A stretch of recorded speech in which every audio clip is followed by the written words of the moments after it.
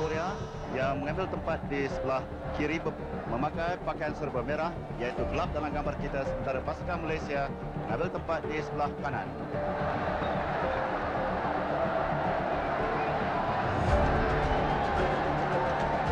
Memulakan bagi pasukan Korea. Telah menunggu. Terus diumpannya kepada Kuang Le. Sepak terus dalam kawasan Malaysia. Malaysia tidak ada sebarang peluang. Masih turunkan pemain-pemain di kotak total menjaga gol dan ada juga back kanan jauh.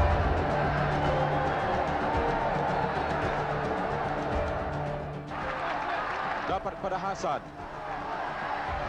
Masih lagi Hasan. Cocok Hasan. Hasan Jungjung mengejar. Kepada James. Peluang untuk James. James. Gol! Itu memanglah satu-satu jaringan yang susah nak dilupakan oleh semua rakyat Malaysia. Just spur of the minute and just shoot the box. Natural instinct. Dikejar oleh Jiangsu. Ke kanan James. And when the ball go in, oh, you don't know what to think anymore. Tidak menghiraukan kepentingan diri. A true Malaysian team preparing for something they really badly wanted.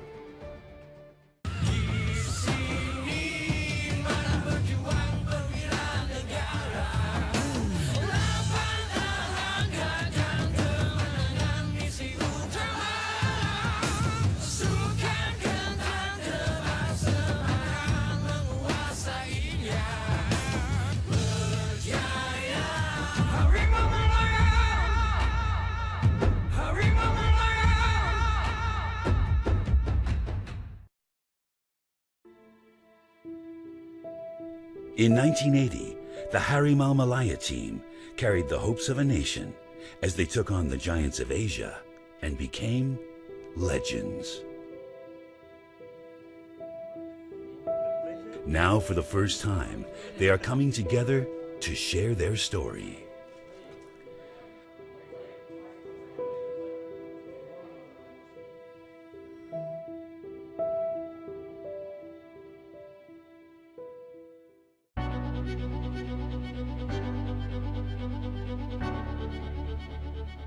The Malaysian team stood among the giants of Asian football in the 70s.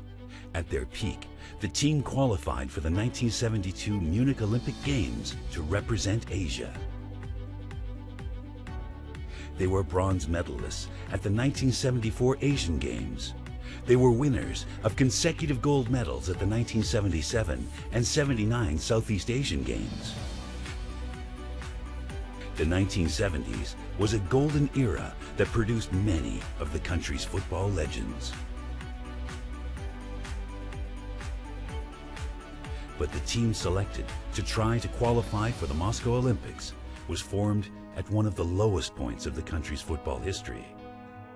Malaysia berjaya melayakkan diri untuk yang telah berjaya sekali lagi untuk melayakkan diri ke Sukan Olimpik dalam kawasan Asia kumpulan yang kedua ini. Kalau pada 3 hari bulan Oktober 1971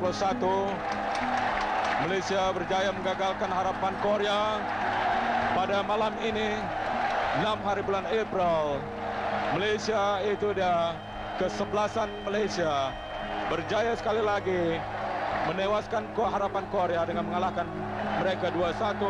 Arumugam Jamal Nasir, Socinaan Santok Singh, Kamarudin Abdullah, Abdah Alif, Syukur Saleh, Bakri Ibni, Khalid Ali, Abdullah Ali, James Wong dan Hasan Sani telah berjaya menumpaskan Korea dengan 2 gol berbalas 1.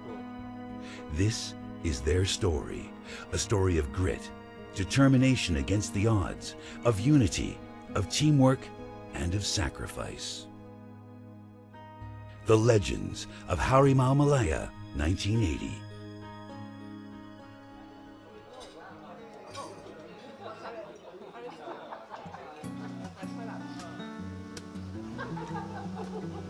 Dah ke kotak dah. Ya. This reunion was a challenging one to organize. They had to travel to Kuala Lumpur from all over peninsular Malaysia and Sabah.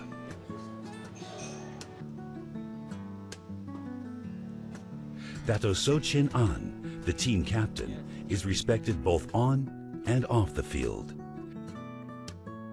That's why he's fondly known as the Tauke.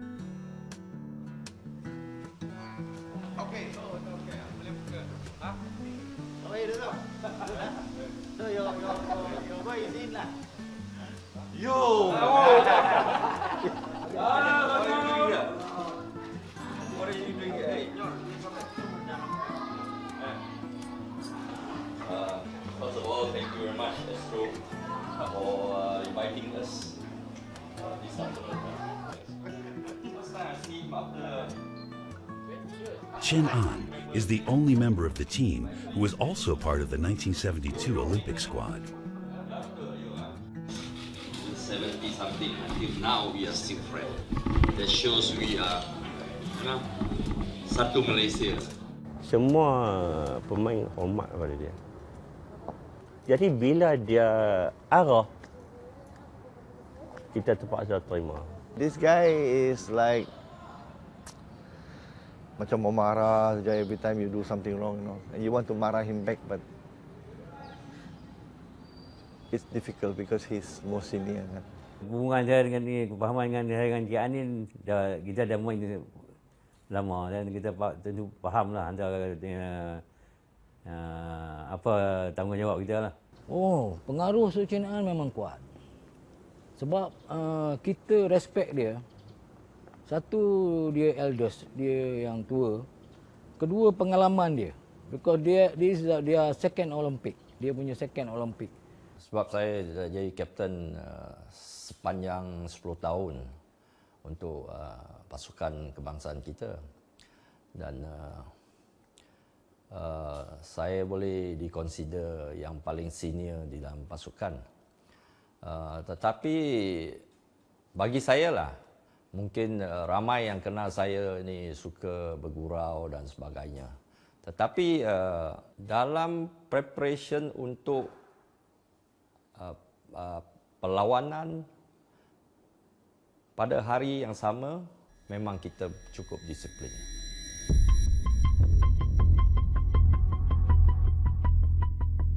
But Malaysia's football team had begun to face a slump when they failed to qualify for the 1976 Olympic Games. Tragedy struck again a year later. In 1977, Malaysia was edged out of the World Cup qualifying round. The shocking 1-0 defeat to neighboring Singapore was regarded as a disaster. That controversial match devastated the Harimau Malaya team. Coach M. Kupan resigned. I was in this stadium at the entrance with all the big wigs in FAM when Wei Gang said that he was interested in coaching the team. And that's how Wei Gang came into that 1980 team.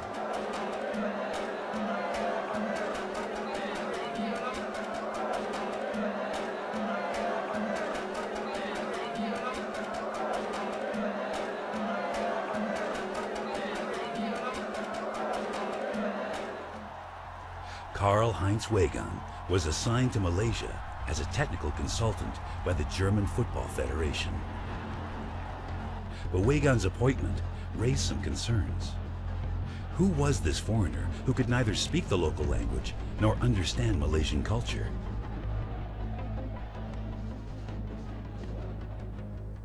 Dia datang dengan, siapa kamu? I don't know you. Everybody is equal. So, bintang-bintang dalam pasukan kita agak terperanjat dan jadi kira macam kejutan budaya, maka kita ada sedikit berbincang, apa cerita ni? Siapa dia ni? And I think Wei Gang and Chin An never got on well. Chin An, all the years that we have known him, as a player, skipper and all that, he's the alpha male. You know, so Wegang is also an alpha male. So you can't have two alpha males in the team. Weger dengan Cik An ni, memang Weger ni dia baca dulu orang. Dia tahu karakter Cik An. Cik An dia soft. Tapi ada kala dia dua orang bertengkar. Ada bertengkar, bukan tak ada. Ada kalanya Cik An ni kadang-kadang dia saja tak nak mari training. Tak mari training, dia kata dia sakit. Okey. Weger ni tunggu dia turun the next day, dia punish Cik An ni. Cik An ni walaupun dia gaduh, kita gaduh ni kadang lepas tu friendly balik. Tak ada apa panjangan, tak ada ambil hati langsung.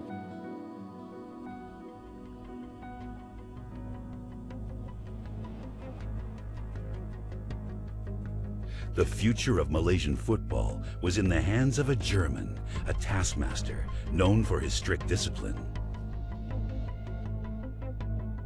Harimau Malaya! Harimau Malaya!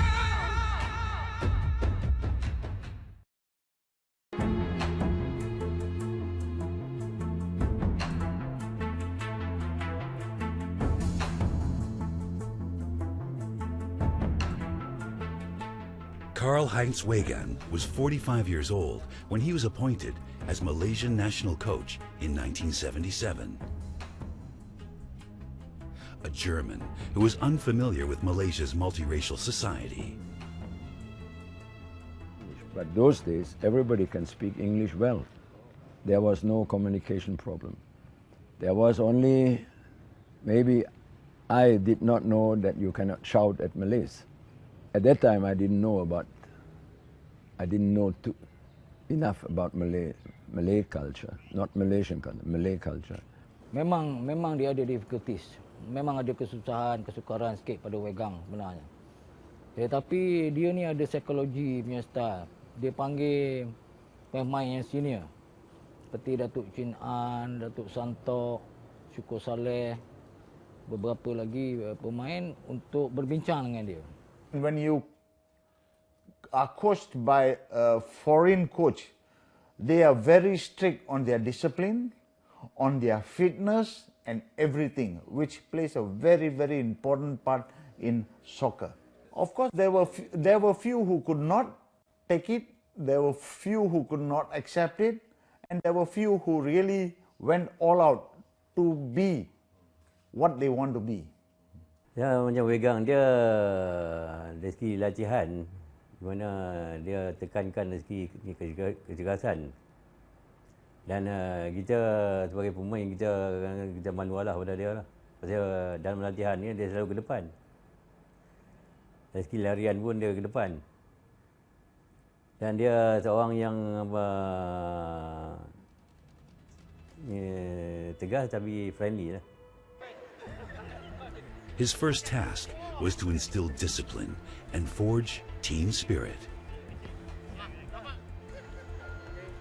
But Wegan's intense physical training regime and tough approach were not well received by the team.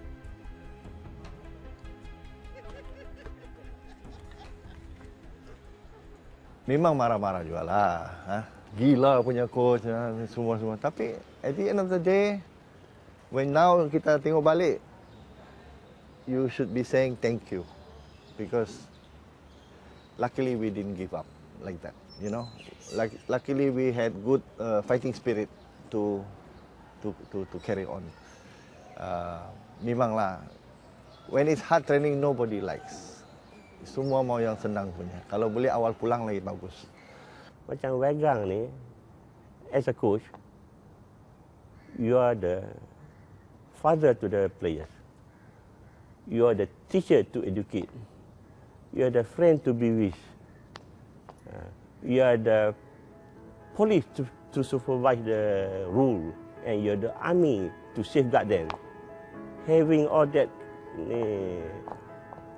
criteria, sanggup mati kita untuk coach. For 3 years, the team went through an intense physical and mental transformation.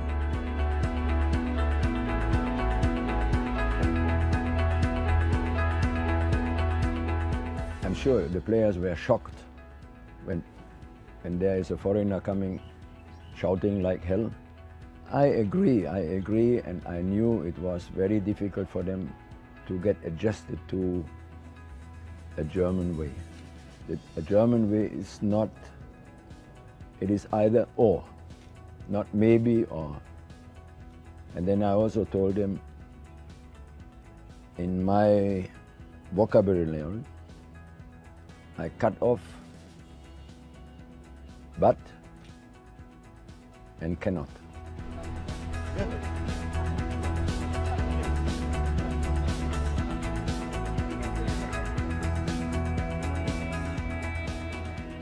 It was only in 1979 that their true potential began to show. In October 1979, 5 months before the qualifying rounds of the Moscow Olympics, they won the Southeast Asian Games gold medal. So in 1980, you had a very strong team still. And this is what, you know, it was a build-up probably from 72 up to 1980.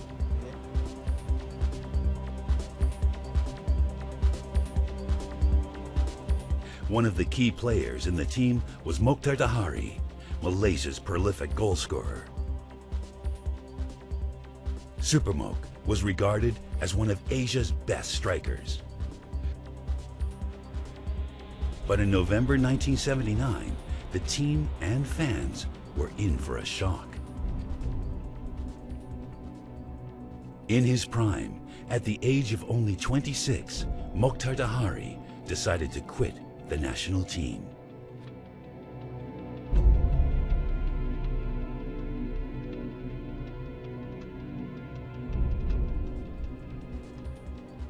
Saya rasa selepas kembali daripada kecederaan, dia punya fizikal tak berapa begitu 100%. Ada kadang-kadangnya Mokhtar gagal jaringkan gol. Bila gagal jaringkan gol, maka penonton mula memberi sedikit cemohan kepada dia. I remember, saya rasa lah, I tackle him unpurposely lah, tak sengaja kan. Takkan saya nak apa mencederakan kawan saya. So of course dalam lawanan tu saya tackle, memang kena ankle dia dan menyebabkan dia tak boleh main.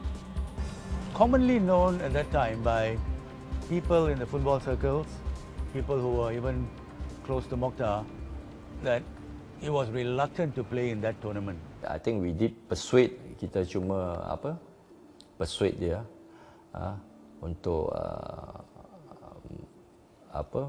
sama-sama berjuang untuk ni qualifying round lah. Tapi dia tak nak apa kita nak buat. Until today, Mokhtar's decision to quit remains a mystery.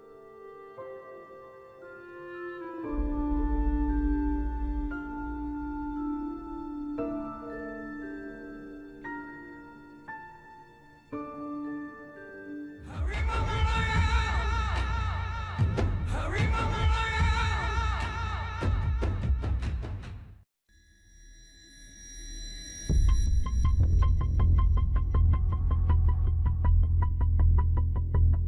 Mokhtar Dahari's sudden decision to quit the national team shocked Malaysia. Barely 5 months before the qualifying rounds of the Moscow Olympics.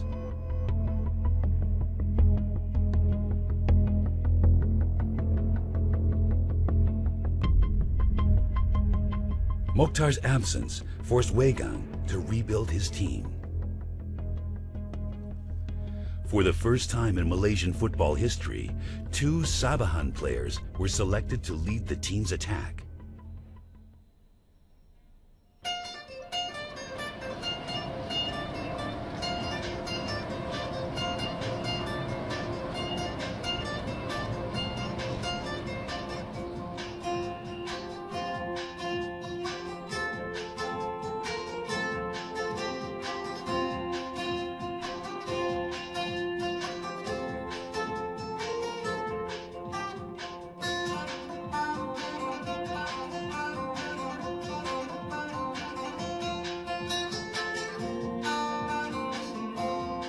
Mokhtar's replacement was 6-foot-tall, 27-year-old James Wong. Kalau you lose one good player, one very good player, you of course you sedih lah. Because you know your team will be stronger. But apa boleh buat? You know, sometimes kita akan terima lah. But it makes you feel that you have to do better now. Without Mokhtar, without whoever.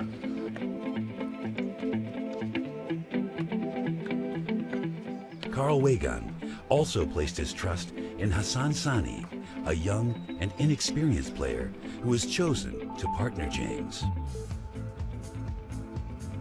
Hassan was only 21, but was saddled with intense pressure to perform. He was given Mokhtar Dahari's number 10 jersey. Mula-mula waktu saya kena bagi baju nombor 10 tu pun saya tak berani pakai sebab itu Mokhtar punya baju. Saya selalu pakai nombor, kalau main Sabah saya pakai nombor 9. So Encik James Wong pakai nombor 10. Tapi tiba-tiba pulang main untuk Malaysia, kita tukar pulang. Waktu tak tahulah siapa yang bagi nombor tu, dia suruh saya pakai, pakailah. Actually saya tak berani pakai. Tahulah saya bukan Mokhtar, saya Hassan. The third player in the squad, who was also from Sabah, was goalkeeper Peter Raja. Weigang's decision was rather unusual. In the 1970s, players from Sabah and Sarawak were seldom selected for the Malaysian national team. These players were afraid coming here. Why? Because I was told, I learned that there was something between western part of Malaysia and eastern part of Malaysia. But I'm not a politician. It does not interest me whether there's one tribe who cannot talk to another tribe. For me, if I see one from one tribe is a good player, I will go and ask him, I say, I want to invite you. You come or you don't come? Sabah ni, bila dipanggil datang, agak suka nak datang. Sebenarnya James bermula professional as a professional player earlier than anybody. Dia dah bermain di Australia. Dia pergi main di Australia, dia balik di situ. Ketika balik di situlah Wegang berada. Kami tak ada rasa satu kejanggalan atau satu pelik pada kami apabila pasukan daripada pemain daripada Semenanjung, luar Semenanjung tu datang bermain untuk pasukan negara kita tu. Yang kami fikirkan ialah macam mana coach dan kami ini sama-sama bantu untuk menyatukan pasukan tu sebagai satu unit untuk demi mencapaikan kemenangan itu. Macam Hassan ni kelebihannya dia ada skill larian.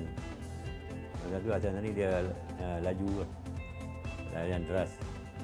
Dan James Wong dia ada kemahiran mengecek dan tenarangan dia kuat lah.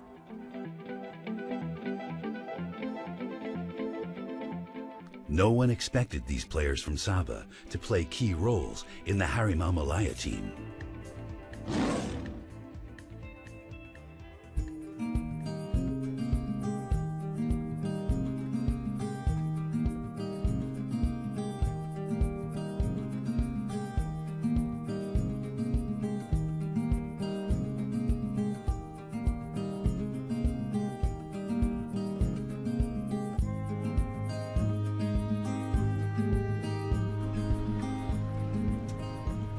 Fraser's Hill, the remote cool mountain resort away from the hustle and bustle of city life.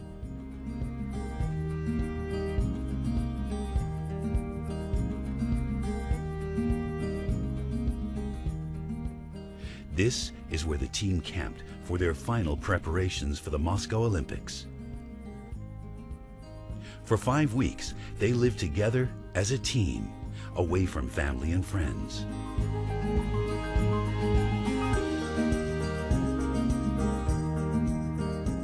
Kami ditempatkan di satu tempat banglo yang semua pemain di situ. Jadi kami sama-sama merasai kesusahan, kesenangan, makan, minum bersama di situ dan berlatih bersama di situ. Dan sekarang barulah saya sedar.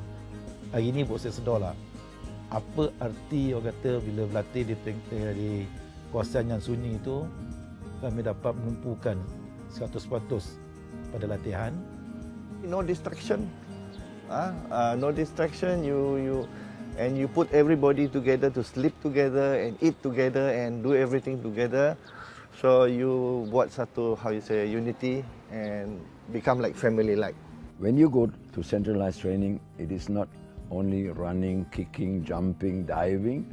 It is team building. It is team building.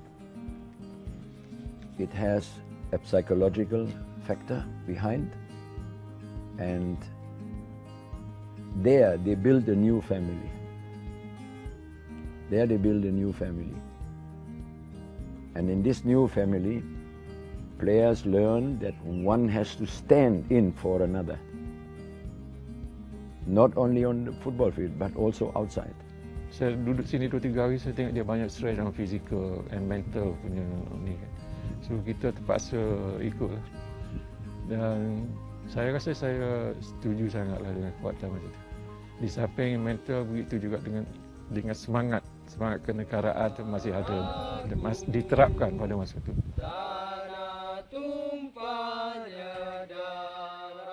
The flag raising ceremony and singing of the national anthem became a daily ritual.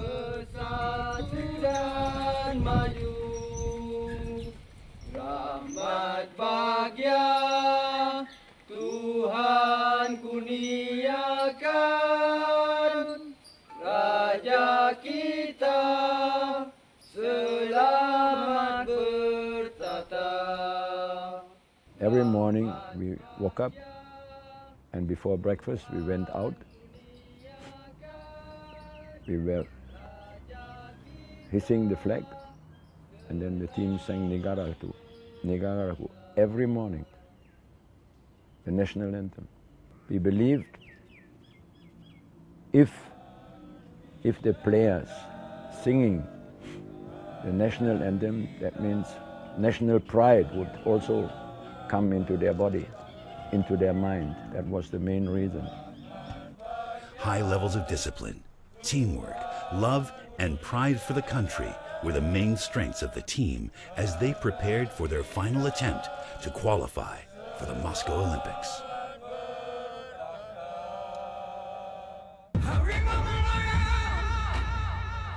Harimau Malaya.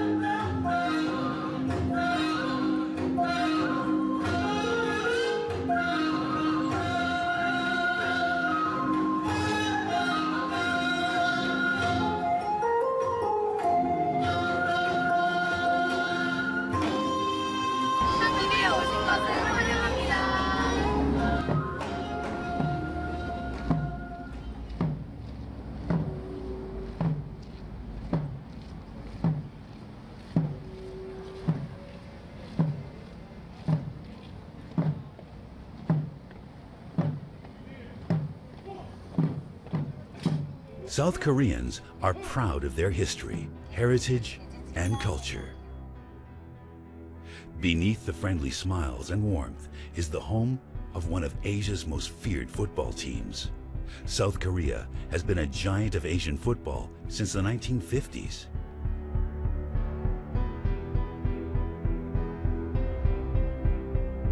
In 1980, that team was Malaysia's arch rival, competing for a place in the Moscow Olympics. Although many years have passed, that final game against Malaysia continues to haunt them.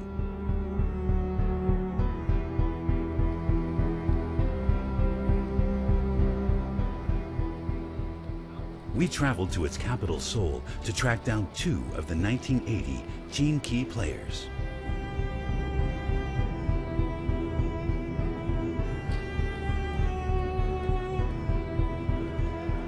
first stop was at Suwon 2002 World Cup Stadium, half an hour away by train.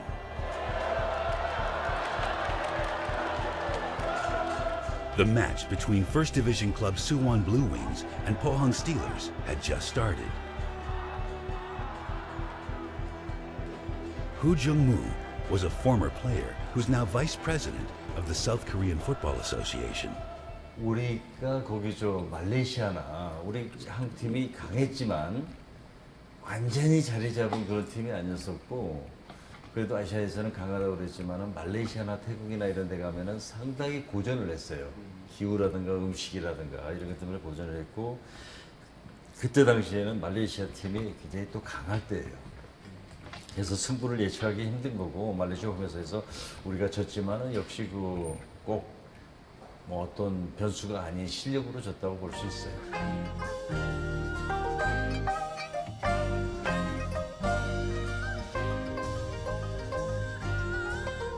The next day, we headed for Seoul's World Cup Stadium at the heart of the city.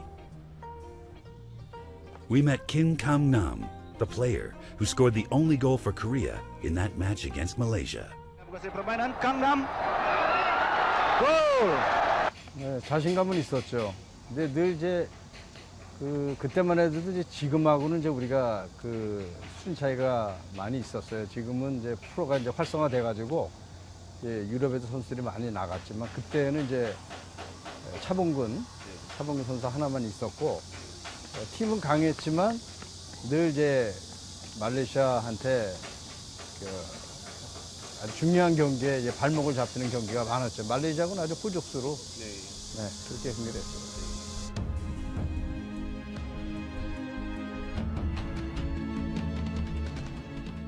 In Kuala Lumpur, the home crowd expects nothing less than a victory. The Malaysian team were confident, but cautious. They had won their earlier matches in style.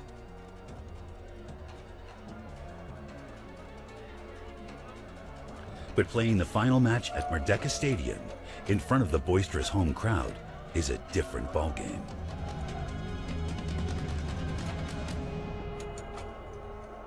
Pada masa itu Korea pun kuat, Jepun pun kuat. Tapi kita tahu kita punya strength dan kita tahu kita punya players, pasukan kita. Kita memang tahu kita ada peluang untuk nak layak ke Sukan Olimpik. Tambah-tambah lagi kita main di tempat kita sendiri. Whole of Southeast Asia ni memang dah kenal nama ni tau. Bila dengar nak lawan Malaysia, dia orang takut. Saya boleh kata Korea nak lawan kita pun dia takut. But then when you play a final and one team qualifies, there the game becomes different, because it is either you go or you don't go. So I think with the Malaysian crowd with support, I mean, I'm talking about, we had if I'm not mistaken, the crowd was easily about 70,000. I mean, if I was on the field now again with 70,000, I won't let my crowd go down. Dengan sorokan penonton yang tak dapat masuk, yang pasang TV di luar, jadi dengan suasana itu dapat meyakinkan kita, aku boleh, insyaAllah aku boleh. Final is always a different game from prelim round. But all you to do now is focus, and what yang baik dalam team is everybody is, how you say, macam unity. It was unity in the team, and we were sharing a lot of maybe discussion, things like that. So it keeps your mind going, and you focus macam, oh, this one senang makan ini, we already beat, we sure beat. No, never. We always have that feeling that this is a final and anything can happen. Our team was technically, tactically physically and mentally well prepared, especially mentally. And the team wanted to qualify. That's a very important factor. You either win or you die.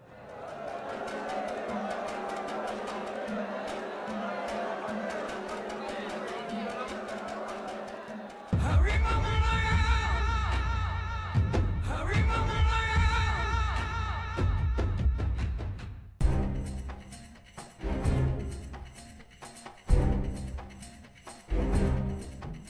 D-Day, April 6th, 1980. Playing in front of the home crowd at Merdeka Stadium was the ultimate test for the legends of the Harimau Malaya team.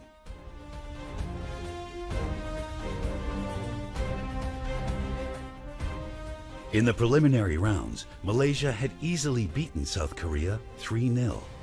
But in this final match, the stakes were much higher. Only the winner would be given that spot to play in the Moscow Olympics.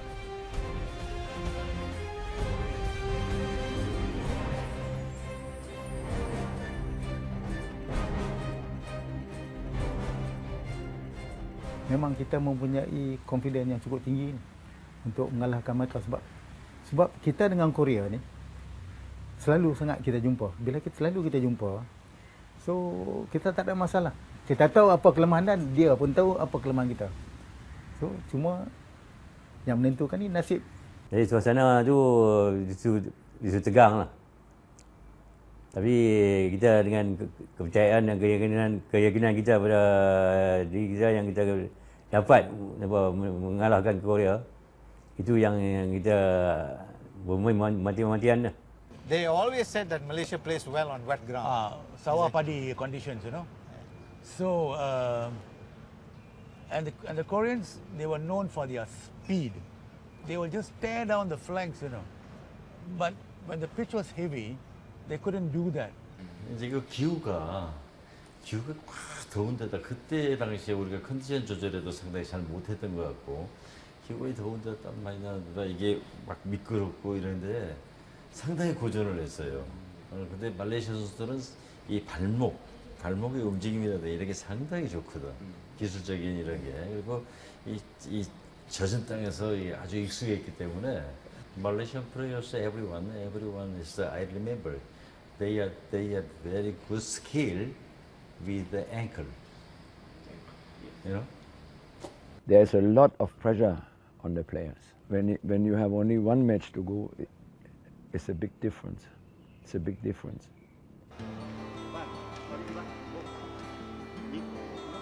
We took the team down memory lane to relive those moments of April 6th, 1980.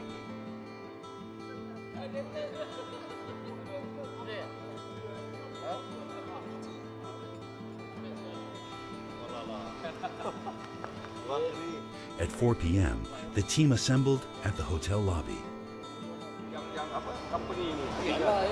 Yang tukar kasut ni boleh main ke? Kalau bagus apa kasut boleh. Dia boleh main, dia aktif. Minta kasut.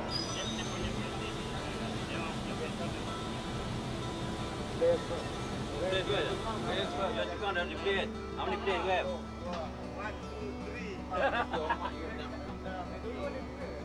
4 and a half. 4 and a half. Ni pasti tak pergi. I don't like bingo. 8. 8 you pakai dah.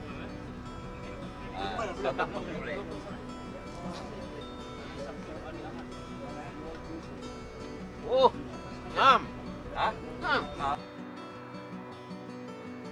The team bus, with police escort, took them to the Football Association of Malaysia headquarters in Kelana Jaya.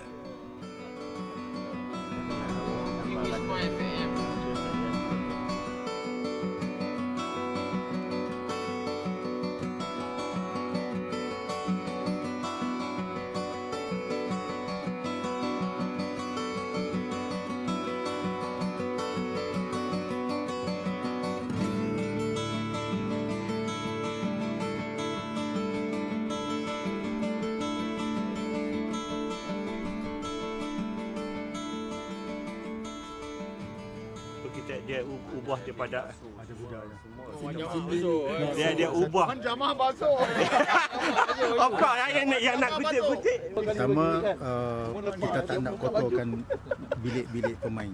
Sebab bila kalau lepas training dengan seluar, dengan boots, dengan apa semua kotor, dia nak nanti cuci dalam bilik nanti kotor. So that's why ni Kalang Wegang punya idea, suruh naik itu turun dengan tola dan naik dengan tola. Dan sebelum naik tu pergi mandi dulu. Mandi, bersihkan badan apa semua, dan terus naik. Dan baju-baju kotor yang tadi ada ni bukan pemain lah, tapi ada budak yang tolong jaga tu. Jadi dia orang ada mesin itu. Semua everything is ada. So itu yang pertama kali kita introduce pada pemain secara profesional. You bully the younger staff, the younger player, ask them to wash jersey and polish your boots. I don't do that. They voluntary. They do it for me. People like Abda, no doubt lah, he was a reserve, but I didn't treat him like a reserve. But he voluntary, Macam mana reserve badan kotor, semua baju kotor. Reserve lah, reserve guling-guling ke badan ke? Mana ada. At the beginning he was a reserve. Later he was a substitute. Substitute, not reserve, substitute. This training pitch, their playground for many years, stirred lots of good memories.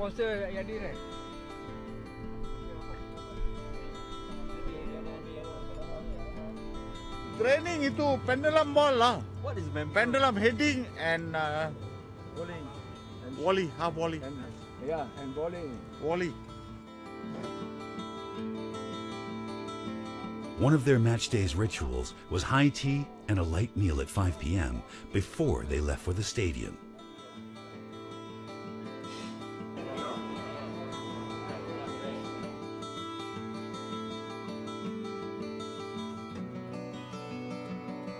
It's 7 p.m. There was an unusual silence as the bus moved along slowly through heavy traffic.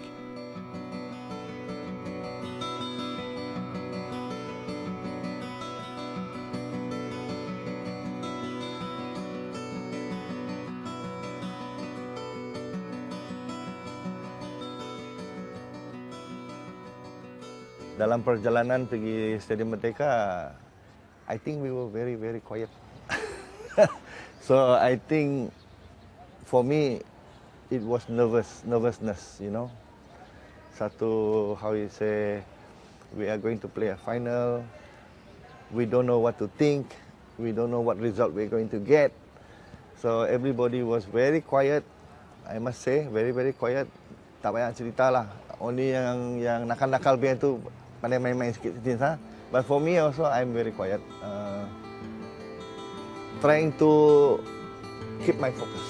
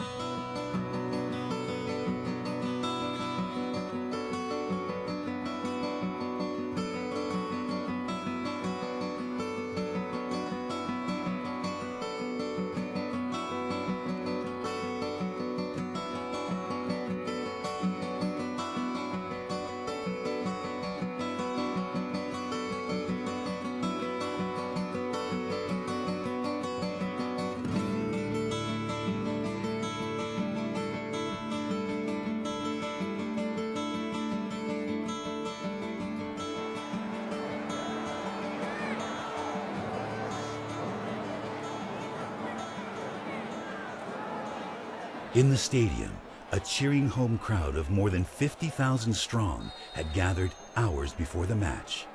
Thousands more were outside, unable to enter the stadium.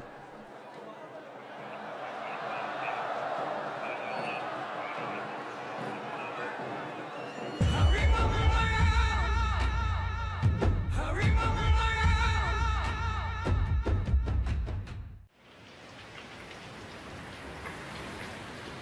Dark clouds hovered around the stadium. There was a light drizzle 2 hours before the match began.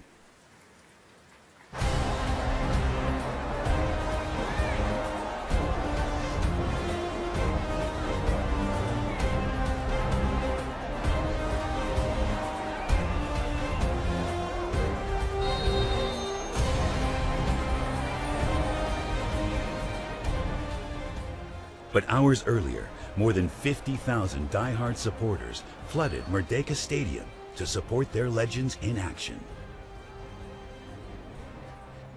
Chants and drum beats echoed throughout the stadium.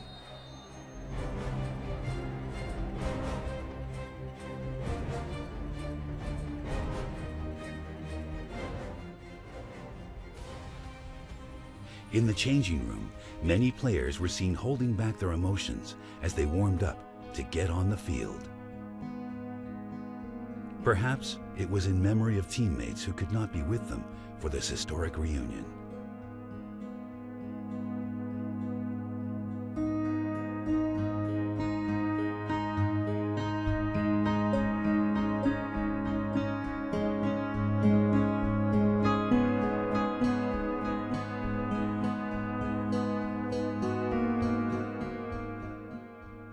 Zulkarnain Hassan, who did the live commentary for the match, could still recall the intense moments of anticipation that night.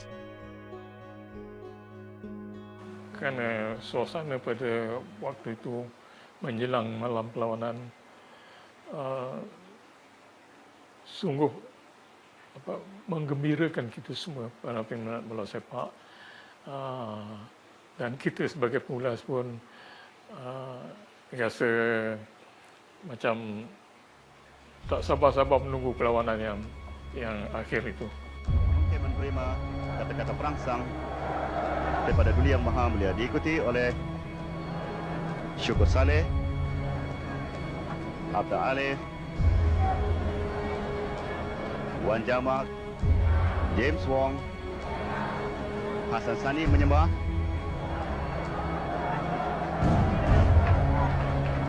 Abdullah Ali, Ong Yutiang, dan akhirnya penjaga gol Arumugam juga Santuk Singh di sana, termasuk juga Khalid Ali dan Bakri Idris. Kuang Ne, tapi tak ada seorang pun rakan depan, dan Kamarudin dikejar oleh Yun Ho. Jamal,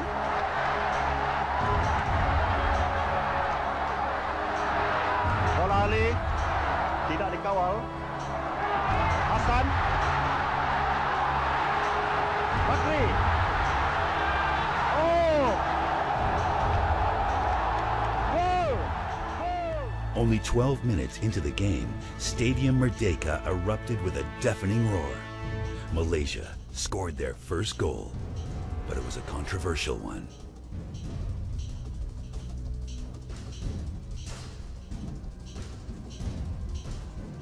Yang mark saya tu dia mungkin dia salah mark ke apa. Yang saya kena bagi bola, dia di belakang saya lari dengan bola. Lepas tu saya cross ke tengah. So, saya nampak ramai pemain-pemain di tengah-tengah goal post tu. Tapi yang mengherankan, saya pun tak sangka seorang pun tak dapat bola tu. I saw Hassan bring the ball to the left and then he crossed. Tapi I was also trying to tap the ball in. Tapi ada terlambat sikit. Bila goli keluar, angle semakin sempit. Kalau tendang lurus, tak masuk. Jadi saya terpaksa ambil satu tendangan yang melencong, curving shot. Jadi bila saya curve, goli datang, saya curve, melempasi line goal, belum sempat kena net, right back Korea datang daripada belakang, clear keluar. So bola tu masuk tanpa kena jaring. Memang I think ada kontroversi because they thought it's not a goal, but I was there. I saw the ball limpas line.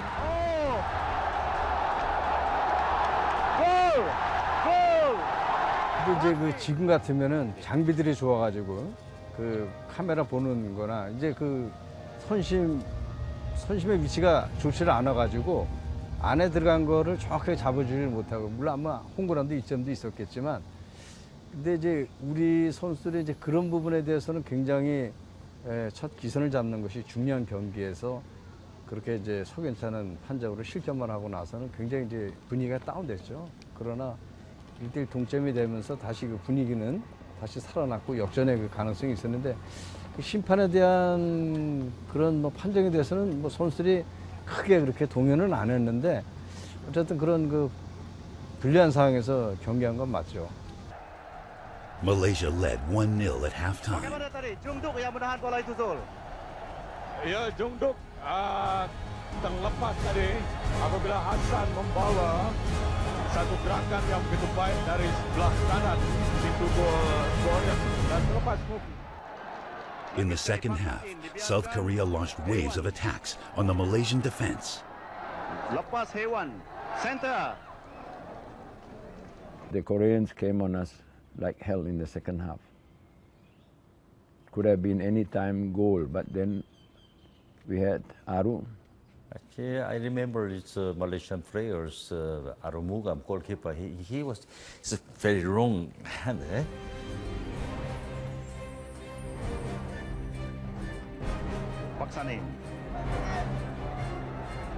At the 58th minute, South Korea scored their equalizer. Gangnam. Goal.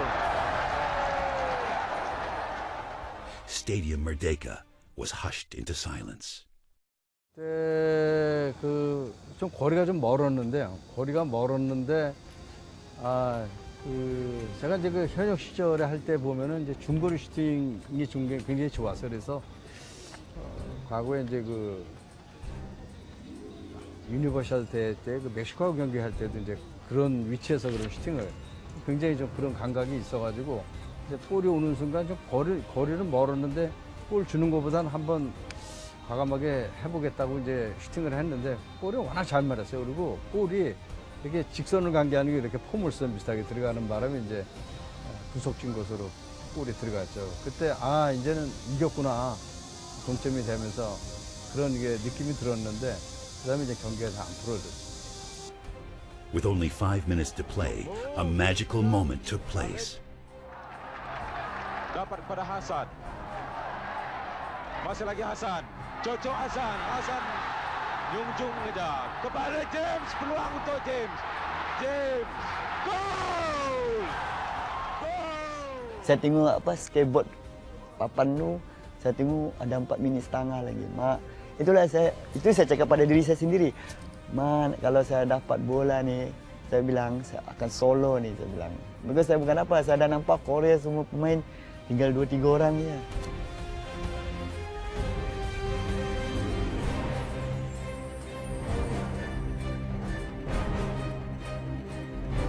Where James took the ball into the penalty box. And then another Korean defender came from that side, and that's where my heart stopped. I don't know, just per the minute. Saya nampak defender datang, I just pull one side and just shoot the ball. So, natural instinct. And when the ball go in, you don't know what to think anymore. Goal! It was an emotional victory, okay, and it gave us all hope. It gave us hope that finally we are here.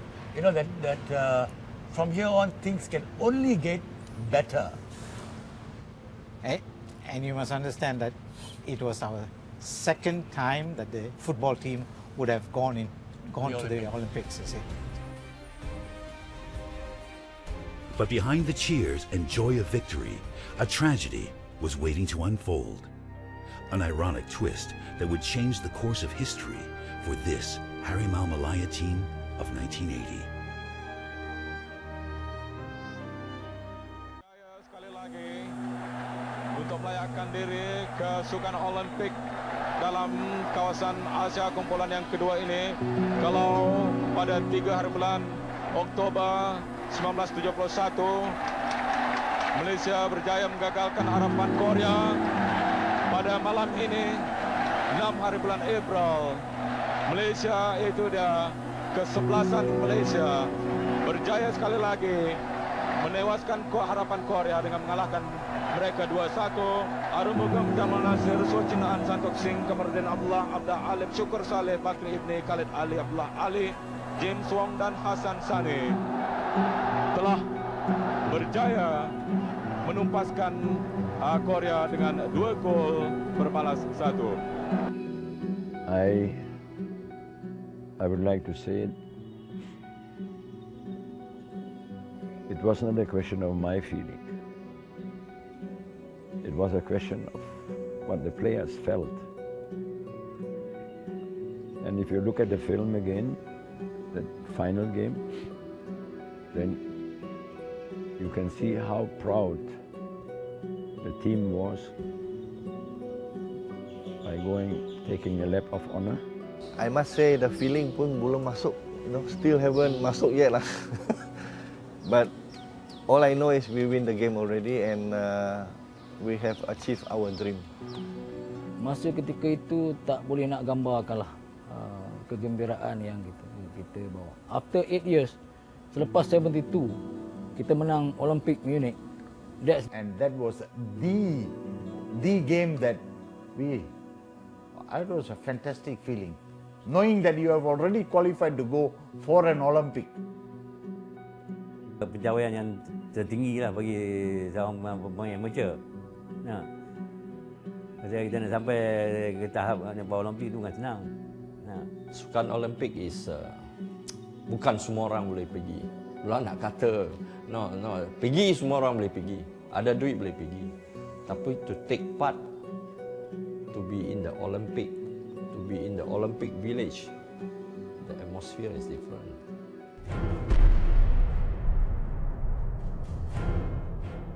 The Russian invasion of Afghanistan in December 1979 prompted 66 countries to boycott the 1980 Moscow Olympic Games.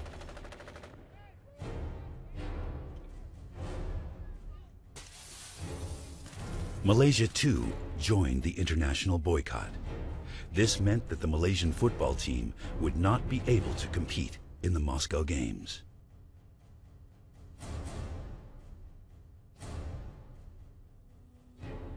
Hampa dan marah. Marahnya apa kena mengena Afghanistan kita. Kita digembar-gemburkan sekali ya seumur hidup. Kita diumpan dengan sekali ya. Seorang tu hidup sekali ya dia boleh pergi Olimpik. Jadi selepas berjaya, kita tak pergi. Kenapa? Kena Afghanistan. Apa kena mengena kita? Sedih tu memang ada sedih. Pasal apa? Tujuan kita nak jejak kaki ke Olimpik. Nak tengok sejauh mana kemampuan Malaysia di arena bola sepak dunia pula. Tapi oleh kerana boikot, tak ada kesampaian. Bila tak ada kesampaian tu hampa pun ada juga. Tapi nak buat macam mana? Ini kehendak kerajaan. It's a dream yang shattered lah, pecah. Because it's my dream to go to Olympics. Because Olympic is for me yang paling atas lah, one sportsman can achieve is Olympics. But apa boleh buat? I'm still sad. Actually, I'm still sad until today. And every time bila dia orang show live telecast opening ceremony Olympic, I look at it. I don't want to watch. I tutup lah. I close it. Sungguh pun saya dah pergi, tapi to miss the Olympic game is something very sad bagi setiap pemain. So sampai pergi ke so far to qualify for Olympic. Tapi saya cuma rasa sedih lah bagi kawan-kawan kita yang first time nak pergi Olympic, benda ni telah berlaku. No, I feel sorry for them. And you can imagine that this was a big shock for all the players, because a footballer has only once in his life the chance to go to Olympics. The decision to boycott the Games was first announced on February 11, 1980, 2 months before the final match on April 6th. But no one took it seriously.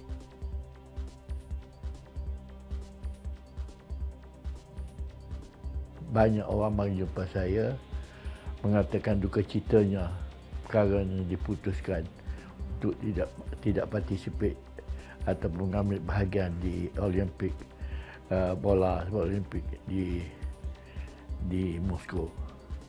Dengan itu mereka banyak mari jumpa saya.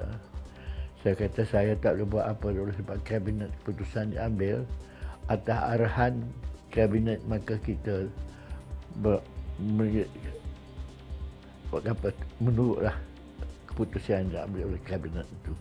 The biggest disappointment is to beat Korea here, our arch rival, and say, go home, tell your father, your mother, your children, hey, I am going to Moscow.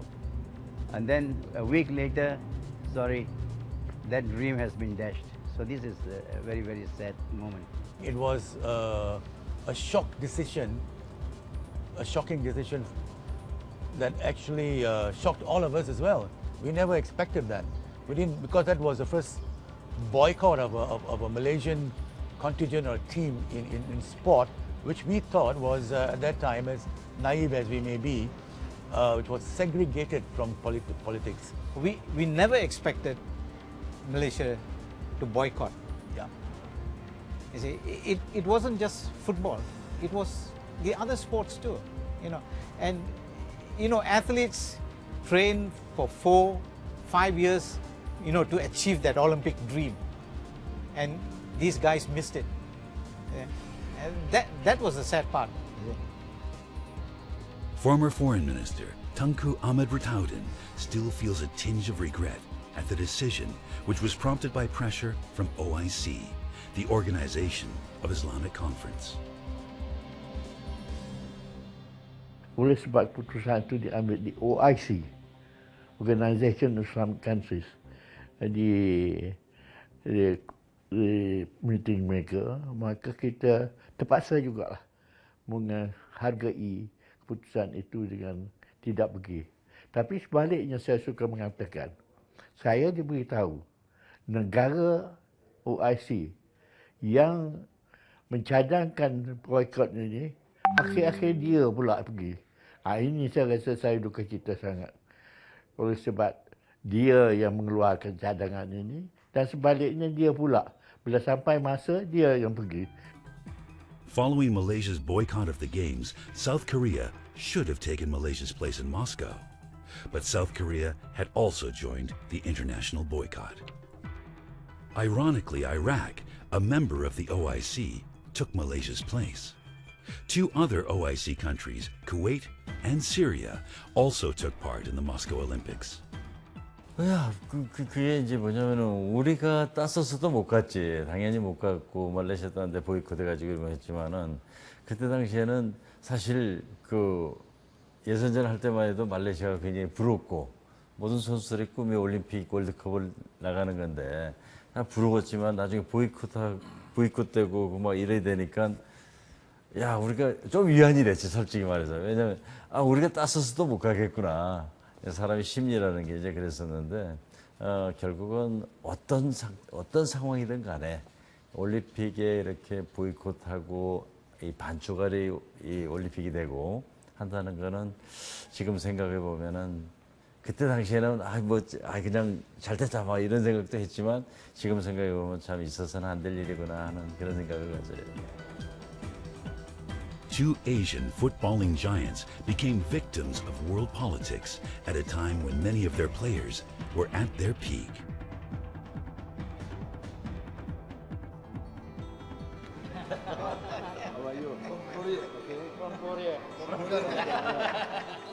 After more than 3 decades, their friendship and camaraderie are still strong.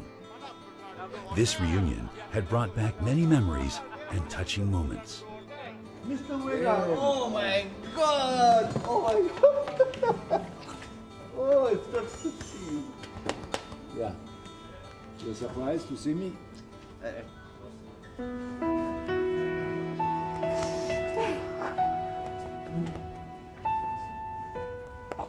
also like it.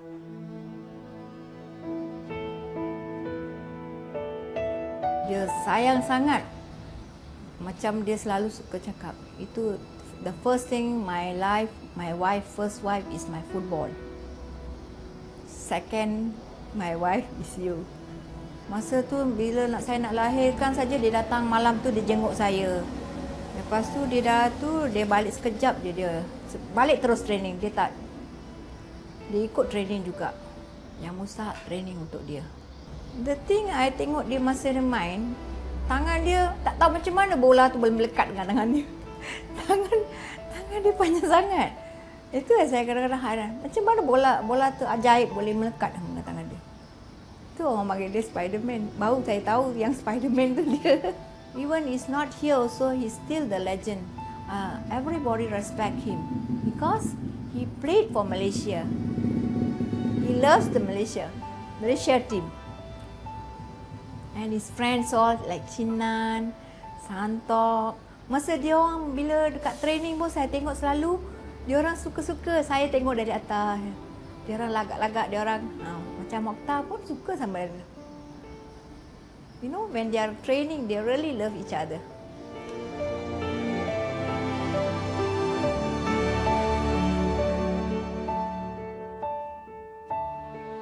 Okay.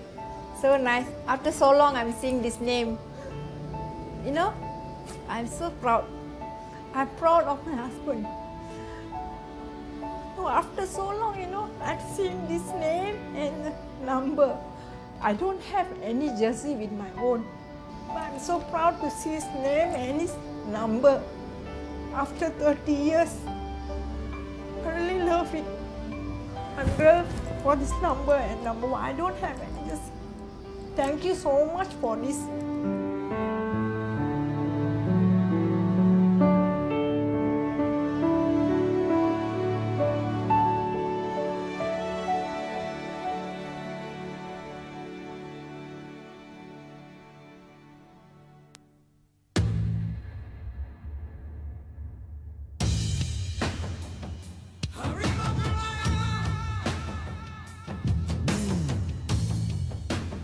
But the question remains, what made this Harimau Malaya 1980 team into Malaysia's football legends? Ramuan kita tu memang dah cukup solid. Kapten Cik An, orang Cina. Pertahanan, destroyer. Sing. Penjaga gol, orang India. Jadi komplit. Jadi kalau kita berjaya dapat menyatukan 3 etnik ni, maka kita ada kelebihan dalam pasukan tu. Dan juga kehebatan pemain-pemain dari Sabah Sarawak yang selama ini dianaktirikan. When you're talking about multiracial, we are all multiracial, yes. But that time we had a team that was united for the country. I think it's the spirit that kita mau main bola and you want to play for the country. You must have dreams to do this. Saya selalu kata, to have good team, you need to have 11 good individual. You mesti ada 11 atau mungkin lebih individual yang baik. Players felt we are Malaysians and we fight for one goal. We prepare for one goal, and that was really the fact. Was a true Malaysian team preparing for something they really badly wanted. The Harimau Malaya 1980 team. This is their story of achieving the impossible, of unity, of pain, of sacrifice, passion, and love for their country.